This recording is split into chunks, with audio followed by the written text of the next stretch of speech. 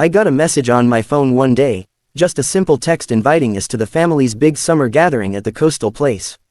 It was set for Saturday afternoon at 2 o'clock. My 2 kids got super excited right away. My daughter, who was 8 at the time, immediately started asking which bathing suit she should wear.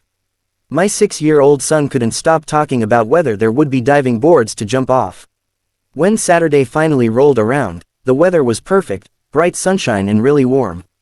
We made the long drive out to the shore, about 40 minutes each way.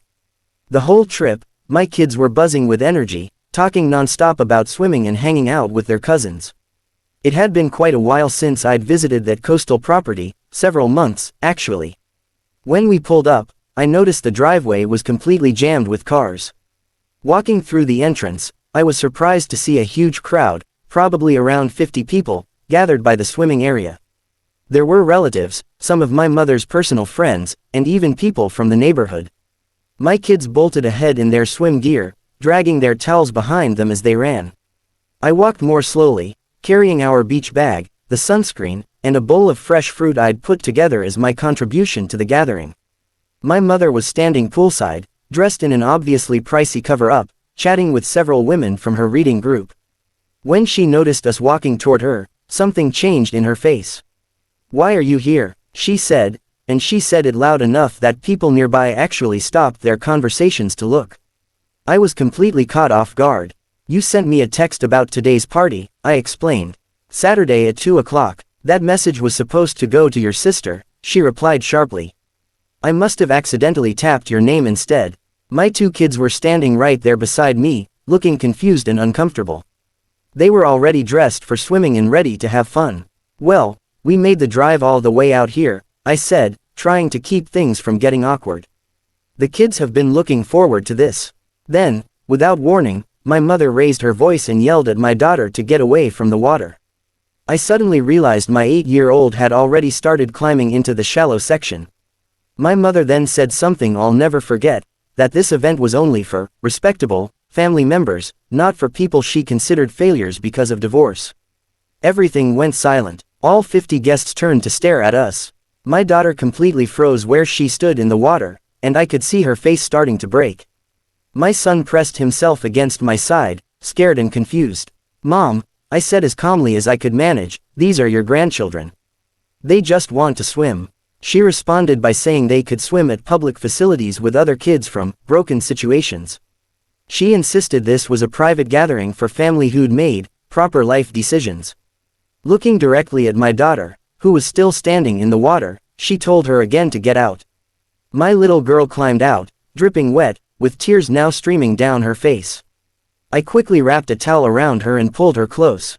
"Come on, we're leaving," I told them both softly. "But we just got here," my son said in a tiny voice. "I wanted to see the ocean." "I know, sweetheart, we'll find another beach to go to." I gathered all our belongings while every single person there watched us in complete silence. My sister was standing over by the grill area, suddenly very interested in her shoes. My brother was sitting in a lounge chair, pretending to be absorbed in something on his phone. Not a single person said anything to defend us. My mother followed us all the way to the gate, telling us not to return. She said she was done pretending that my choices hadn't been an embarrassment to the family. She listed off what she saw as my failures: a marriage that ended, an unremarkable career, raising children on my own. According to her, I was basically a cautionary tale. I got my crying kids into the car and started driving. Looking in my mirror, I could see the party picking right back up again, people going back to their drinks and conversations like absolutely nothing had happened. "Why doesn't Grandma like us?" my daughter asked from the backseat. "She doesn't hate you, honey," I tried to reassure her. "Yes she does," my daughter insisted.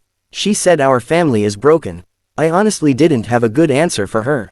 We ended up going to a different beach, a public one, where the kids played in the waves while I sat on the sand, trying to make sense of what had just happened. By the time evening came, they were worn out and a bit sunburned despite me constantly reapplying protection. The drive back home was quiet. That night, after I'd tucked both kids into bed, I went to my home office and pulled out a folder I kept locked in my desk. Inside were property papers, ownership records, and rental contracts.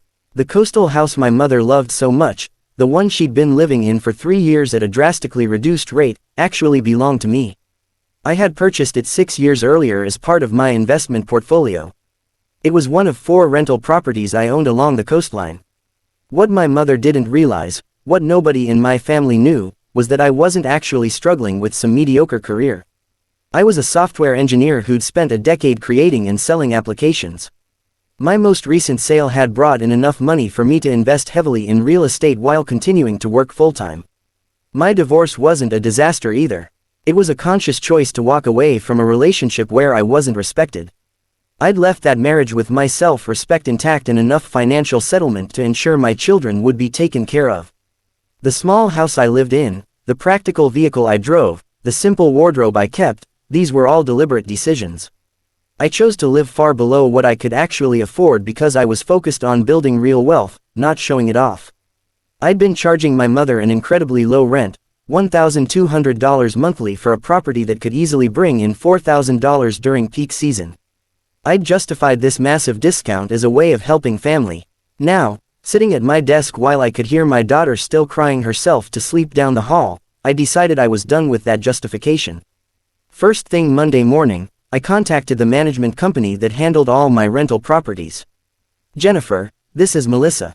I need you to draft a lease termination letter for the Shore Drive property." "You mean your mother's rental?" she asked. "Is she planning to move?" "Not by choice," I replied. "Start the 60-day notice period as of today." "Understood. I'll have the paperwork ready today." I then called my attorney to do a complete review of every property I owned under my personal name. The termination notice was sent out on Tuesday. By Wednesday, my phone was already ringing. "What is this?" My mother's voice was harsh. "I received a notice saying my lease won't be renewed." "That's correct," I confirmed. "Why? I've been an excellent tenant. I pay everything on time. I maintain the place beautifully. The owner has chosen not to continue the lease." "That's all the information you need." "Well, who owns it? I want to speak with them directly." "This is completely unreasonable. I've been here 3 years. I have tenant rights. You're on a month-to-month agreement after your initial year expired. Either side can end it with proper notice. You're getting 62 days, actually. This is about last Saturday, isn't it? You complained to my landlord about what happened. I didn't need to contact anyone. Then why is this happening? You'll understand eventually. The notice explains everything you need to know." She ended the call abruptly. Seconds later, my phone rang again, my sister this time. "Mom is completely panicking about losing the beach house." "What did you do?" "Nothing. Her lease is ending, that's all. She thinks you're somehow responsible." "Am I capable of that? I thought I was just a divorced failure with a terrible job." "Look, she was a bit harsh on Saturday, but you don't need to ruin her entire summer." "I'm not ruining anything. Her rental agreement is expiring. She has 60 days to find something else. Finding anything during summer season? Everything's already booked." "That's unfortunate." My sister paused. "You're seriously not going to help her?" "Why would I?" She publicly humiliated my children, kicked them out of a pool party, and called them broken in front of a huge crowd. She was just establishing boundaries. Then I'm establishing mine. "Goodbye, Amanda." The calls kept coming all week long. My brother left a message accusing me of being petty. My mother's sister called to scold me about family loyalty. I ignored everything and took my kids to spend time at the beach. "This is way better than Grandma's pool party," my daughter said at one point. "Why's that?" I asked. "Because nobody's telling us we're not allowed to be here." That Friday afternoon, my doorbell rang. My mother was standing on my front porch, her face flushed. "We need to have a conversation," she said. "I'm busy right now. Just 5 minutes, please." Against my better instincts, I let her inside. Thankfully, the kids were playing at a friend's house. "I've spent the entire week searching for a new rental," she said, sitting on my couch without being invited. "Everything is either fully booked or double what I'm currently paying. I need you to speak with my landlord. Explain that Saturday was just a misunderstanding." "I can't help you with that." "Can't or won't?" "Both." "Melissa, I'm your mother. I'm asking you for help. You kicked my 8-year-old and 6-year-old out of a pool party. You publicly called them broken in front of 50 witnesses. I was trying to teach you about consequences. Poor decisions lead to results." "What poor decisions exactly?" "Leaving an unhappy marriage, supporting my children on my own, creating a stable life for us." You're a single mother in a tiny house driving an ancient car. That speaks for itself. This house is 1,200 square feet and completely paid off. The car is 5 years old and runs perfectly. I choose to live within my means. Exactly, means that are obviously very limited. I almost told her everything right then and there, almost explained that my financial means were far greater than she'd ever imagined. But something held me back. I can't help you with the landlord situation, I said firmly. You need to leave now. She stood up, clearly angry. Fine, when I end up without a place to stay this summer, that'll be on your conscience. You won't be without housing. You have plenty of options. She stormed out, slamming my door behind her. The 60-day countdown continued. My mother kept calling with increasing desperation. Apparently, the beach house had become central to her entire social life. She threw parties there, invited friends for weekend stays, and had promised her book club they'd meet there monthly. Without it, she was facing either a much smaller place far from the coast or a rental that would eat up most of her retirement money. I felt a small pang of guilt. Very small. Then I'd remember my daughter's face as she climbed out of that pool, publicly humiliated in front of all those people, and the guilt would completely disappear. On day 45, my attorney called with news. Your mother has filed a formal complaint with the rental board. She's claiming discrimination. On what basis? Familial retaliation. Her argument is that the landlord is refusing renewal because she exercised her right to control who attended her private party. The rental property isn't her private residence. She has no right to exclude my children from family events at a property she doesn't even own. I'm aware of that, but she's made it official. The board wants the property owner to respond. Set up a hearing. I'll respond personally. The hearing was scheduled for day 53. My mother arrived with legal representation, clearly expecting to argue her case against some impersonal property management corporation. Instead, she found me sitting at the table designated for respondents.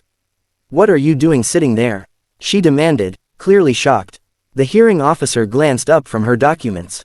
Ms. Wilson is listed as the respondent property owner. That's impossible, my mother said. I assure you it's very possible, I replied calmly. The officer opened her file. Melissa Wilson purchased the Shore Drive property 6 years ago. She's been the owner for your entire time there. My mother's face went completely pale. Her lawyer leaned over, whispering urgently to her. The beach house is yours. She managed to say, yes, this entire time, yes, and you let me rent it. I gave you a 70% discount off market value. I thought I was helping family. The hearing officer cleared her throat. Ms. Wilson, the complainant Ms. Wilson, your complaint alleges housing discrimination. Please explain your grounds. My mother's attorney spoke up.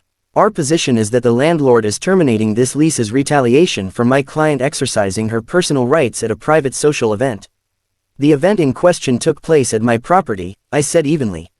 A property that the complainant doesn't own. She invited approximately 50 guests to my beach house, then physically removed my minor children from the premises while publicly humiliating them. I took out my phone and showed the officer timestamped photos, my kids in their swimsuits, excited and happy before the party. Then I showed screenshots of messages from guests who'd witnessed what happened. 3 different people had reached out to me afterward, completely appalled by my mother's behavior.